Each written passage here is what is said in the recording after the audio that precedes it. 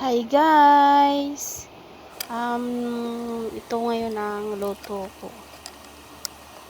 Ang leftover na longganisa.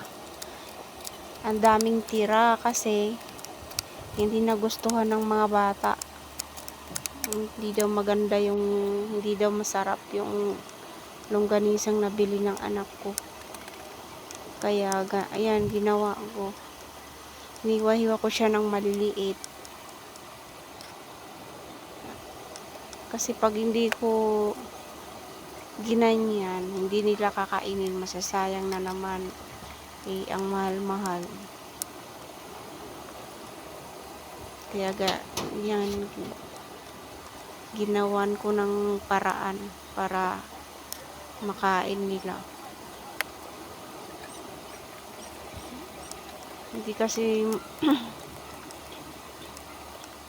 masarap yung pagkakagawa ng longganisa.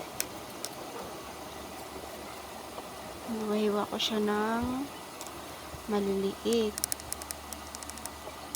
Dinidma lang ng mga bata. Nilagyan ko na nga ng yan sa pagpakulo, nilagyan ko na nga ng ginisa mix. Hindi pa rin masarap. Kaya ayan.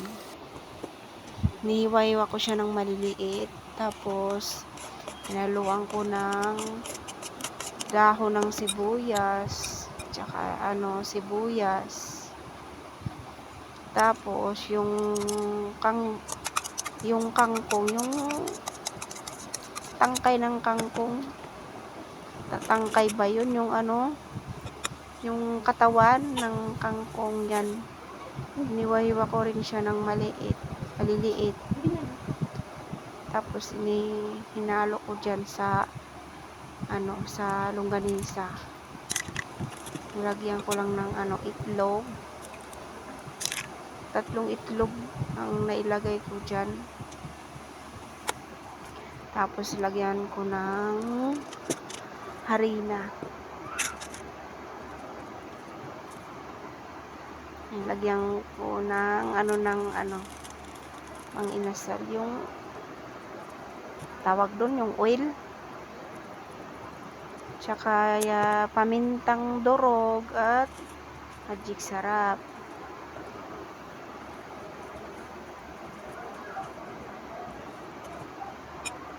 Ayan, dinagdagan ko ulit yung itlog.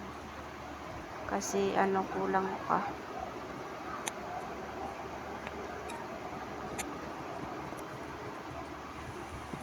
Ganyan ako pag may natitira kaming ulam.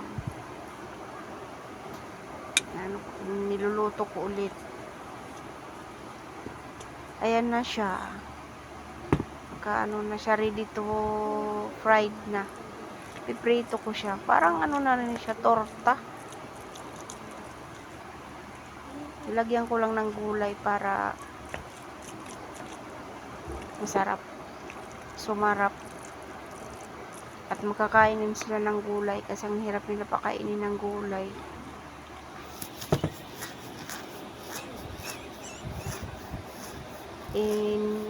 Inoverly ko na lang yung prito.